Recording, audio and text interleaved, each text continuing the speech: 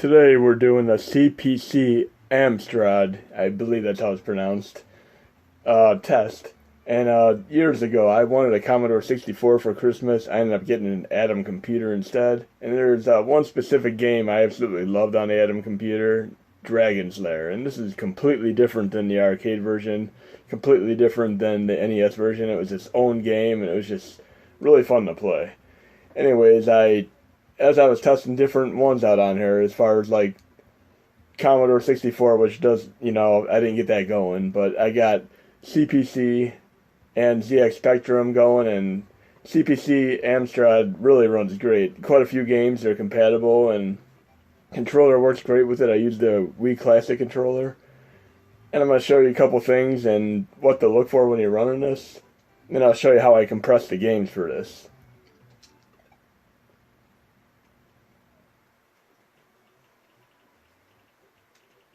Go right to Dragon's Lair. You'll notice the game is loading by itself. It will not do that until you configure Retroarch Settings to do so. So you do select and start to pull up Retroarch.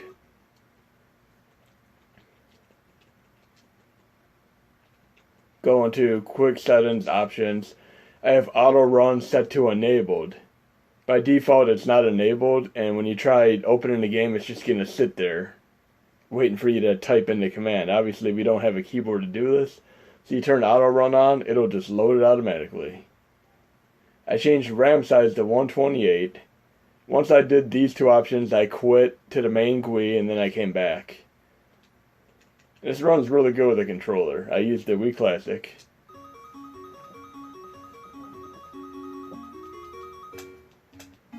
If you remember the game Cobra Triangle for NES, part of this music is extremely reminiscent of it. You'll hear it in a second here. That when you're about to run out of time.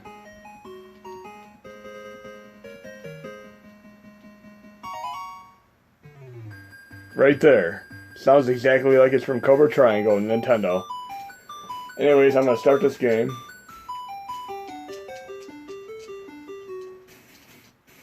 And one thing you gotta realize with this game is if you try messing with RetroArch options, you may have to exit to the main GUI and come back before you can run the game. So I'm exiting to the main GUI. I'm coming right back into the game. So the best thing to do is change what you need to change, come into the game, and not change anything, just play the game.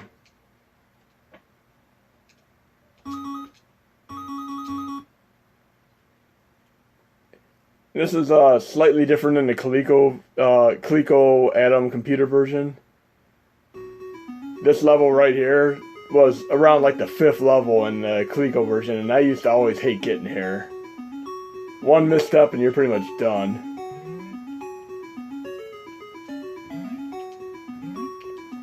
It's gonna take me a little bit to get used to this game again. I mean, it's tough as nails. You think Deadly Towers for Nintendo's hard? This is really difficult.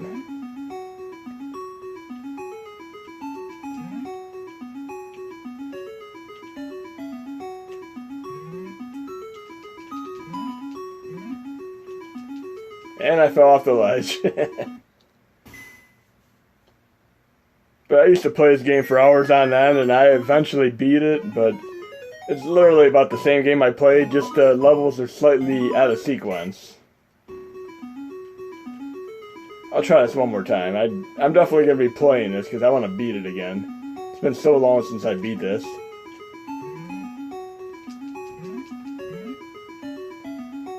Guess if you're speed running this, you could probably just run right through here without fighting any enemies.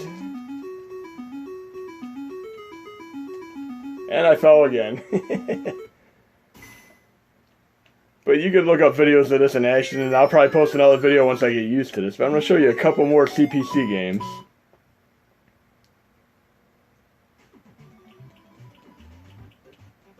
And they actually put a pretty cool version of Friday the 13th on here.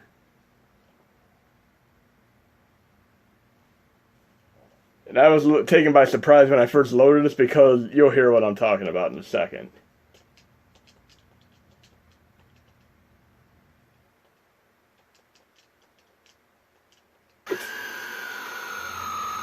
try turning the volume up full blast and see if anybody in the room jumps when you hear that scream. It's a little bit like the Nintendo version, where you go around trying to rescue the counselors. It took me a minute or two to figure out how to use the weapons in the game. If you have any familiarity with Atari, this has kind of a format like Sneak and Peek, an obscure game.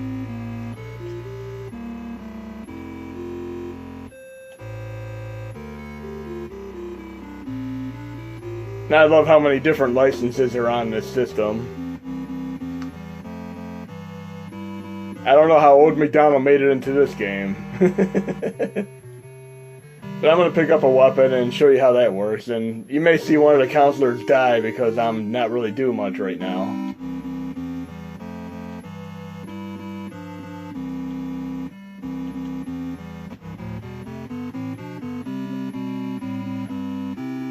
I'm looking forward to that PS4 version of Friday the 13th that's coming out soon. I mean, I'd definitely like to pick it up.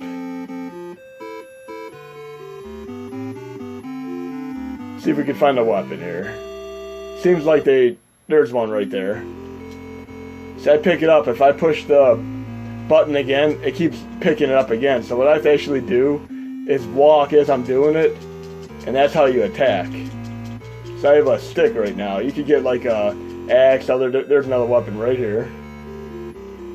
Oh, there's another one there. The axe. This one you can throw across the screen, so this is probably the one I'd use against Jason when I see him.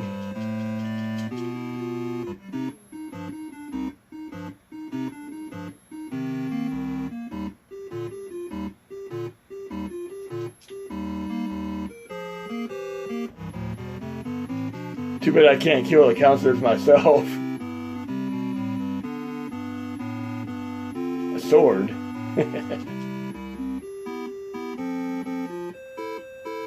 It seems like there's a hidden time limit on this game because after a while, you'll run out of time and people start dying. That must be Jason right there. You just saw somebody die right on the screen. Let's pick up this chainsaw.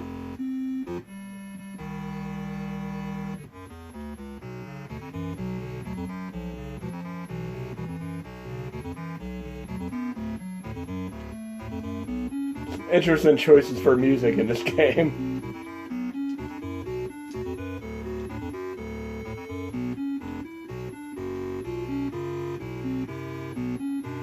Come on, Jason, where are you? Remember the first time I played a Nintendo version, I was in the 3D part, and Jason came out. It really did surprise me the very first time I ever seen it. They certainly ain't making Jason easy to find in this. Anyways, this is a